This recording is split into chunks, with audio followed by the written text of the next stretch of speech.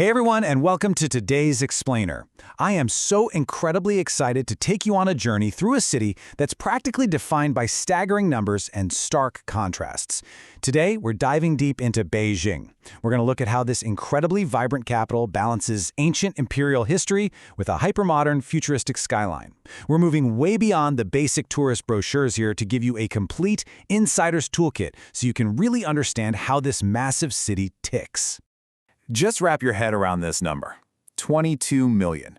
That is the population of Beijing today. And this city isn't just massive in sheer size. It carries the weight of history like very few other places on Earth.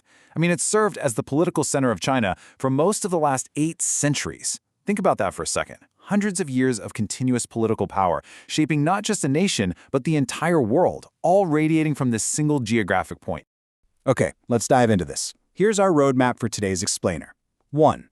Ancient imperial landmarks. 2. Modern architectural wonders. 3. Hutongs and traditional culture. 4. Authentic Beijing dining. And 5. Essential travel tips. Part 1. Ancient imperial landmarks. The weight of history. We are starting right at the historic heart of the nation to really feel that awe-inspiring scale of imperial China. First stop, Tiananmen Square. Now, the physical scale here is literally hard to comprehend.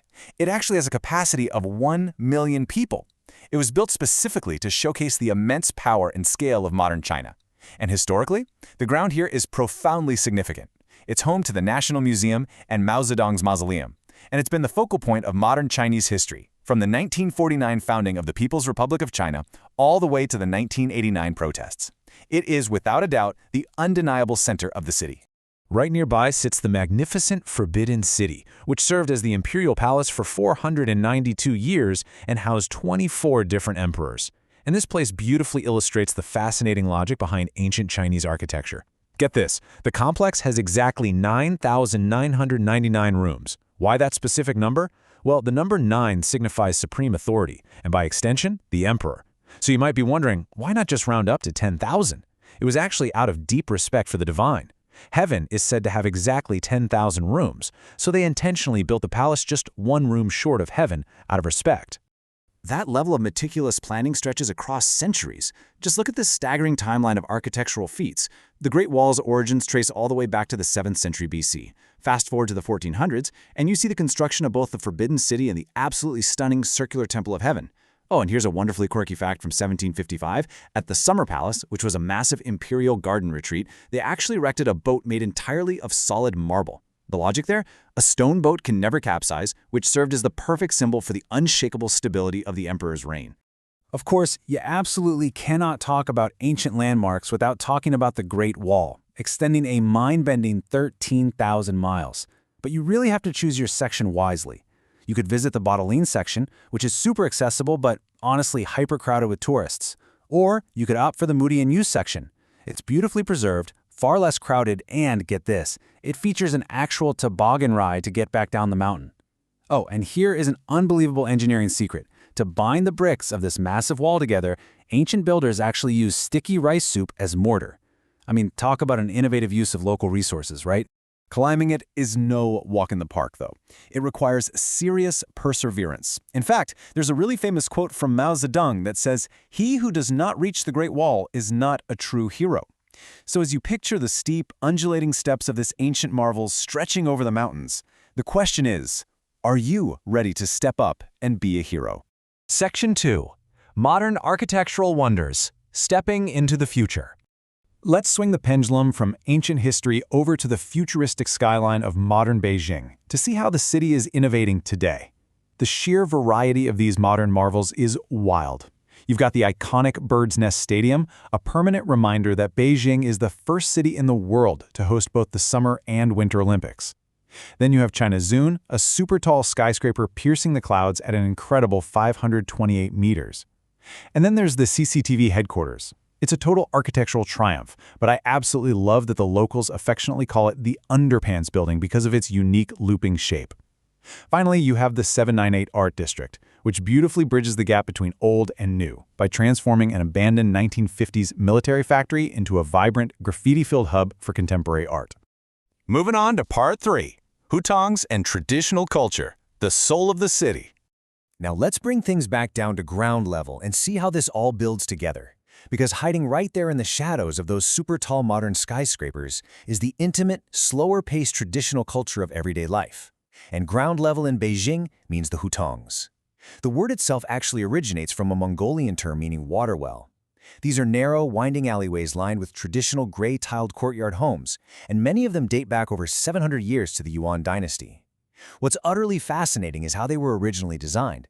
They were laid out on a really strict grid based entirely on social status. Basically, the closer your hutong was to the emperor's palace, the higher your rank in society. Today, there are just these incredibly charming, bustling micro-neighborhoods where you can truly feel the pulse of the local community. And the culture thriving in these neighborhoods is deeply rooted in ancient philosophy, specifically the teachings of Confucius, whose namesake temple sits right in the city. His core ideas are practically the glue of the society. Ren, meaning kindness, Li, meaning proper behavior and manners, Xiu, meaning respect for parents and elders, and Yi, representing moral integrity. When you walk the streets of Beijing today, you are seeing the direct, living result of over 2,000 years of these ancient philosophies emphasizing discipline, respect, and hard work.